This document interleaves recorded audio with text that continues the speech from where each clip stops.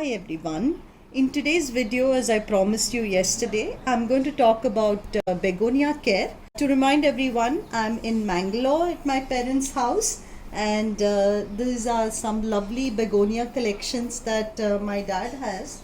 And yesterday I showed you all the collections, but today I'm going to focus more on the care tips for begonias. Okay, and my mom is helping me out with the video today. Now, begonias, as I told you yesterday, are tropical or subtropical plants. They are native mostly to India, especially the Rex begonias or the painted leaf begonias that you see here.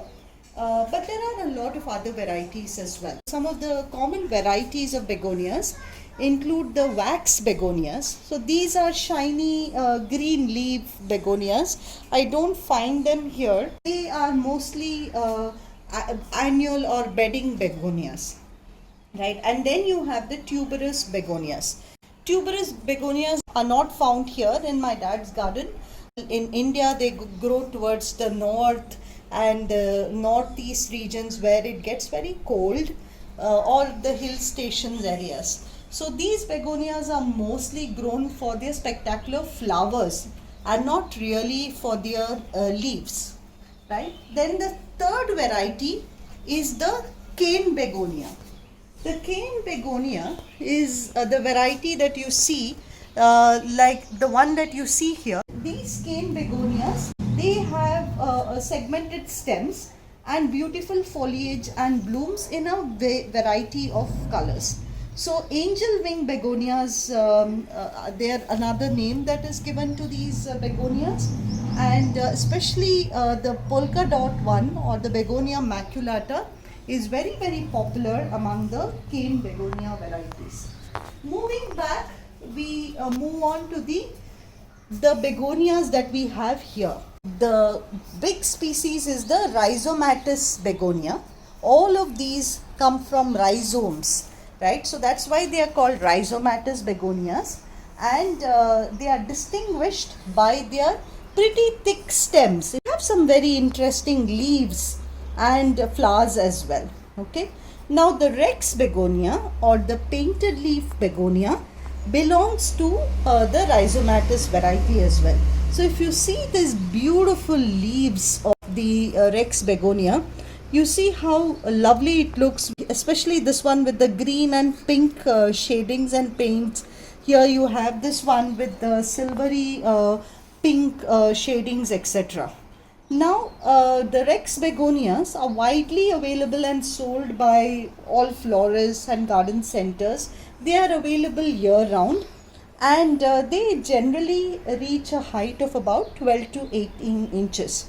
I think my dad's garden, it's an aberration. His are quite high, and they've grown completely in all of these different pots. They can be very finicky for early gardeners, right? So I wouldn't really say Rex begonias or begonias in general are a beginner's plant.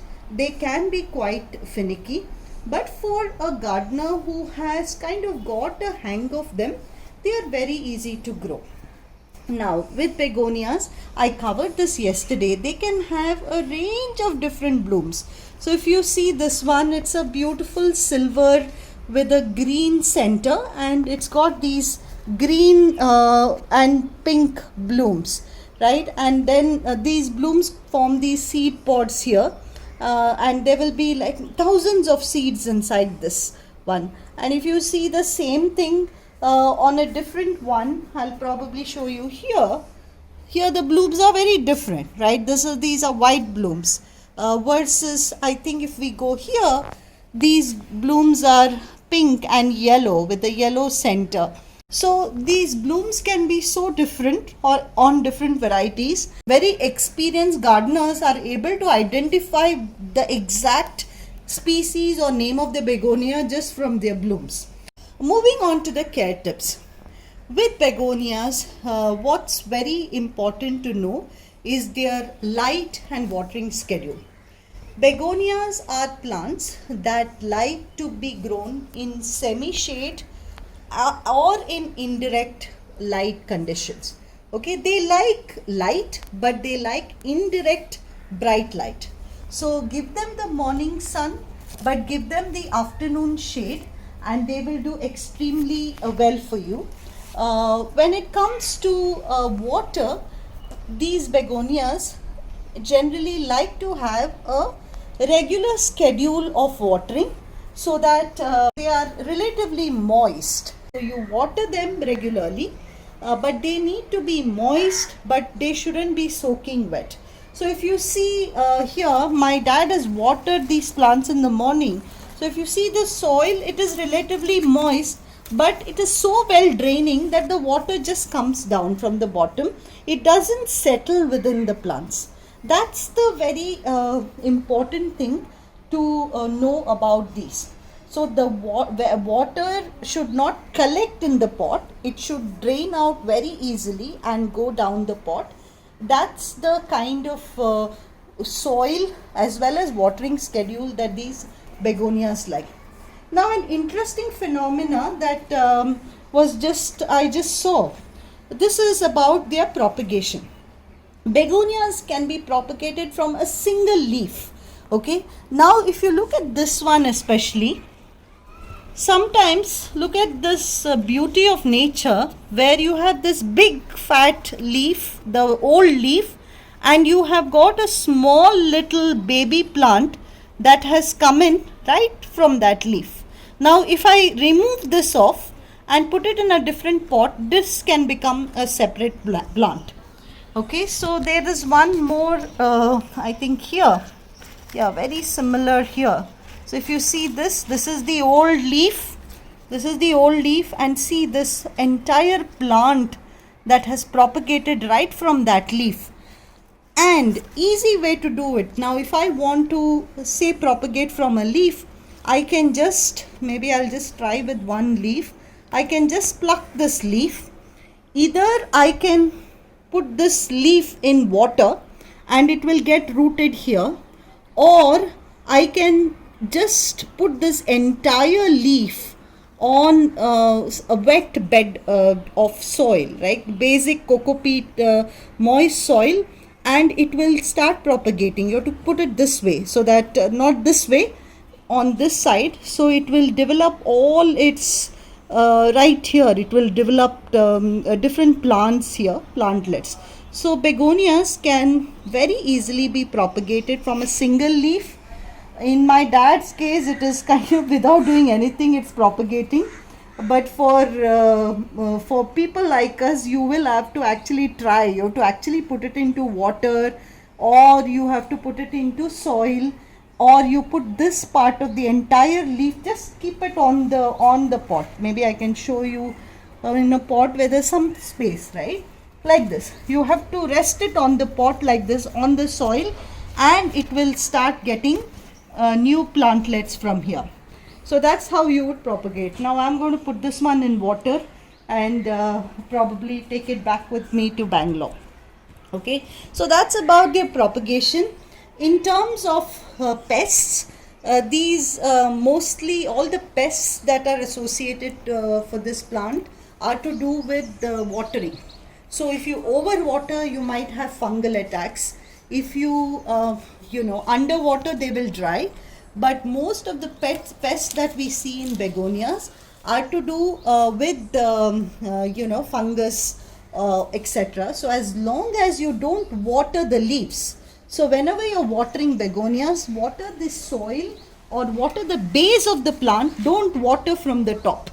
Okay, so that's an important tip when it comes to begonias, and that way you will also avoid any fungal or any other pest attacks.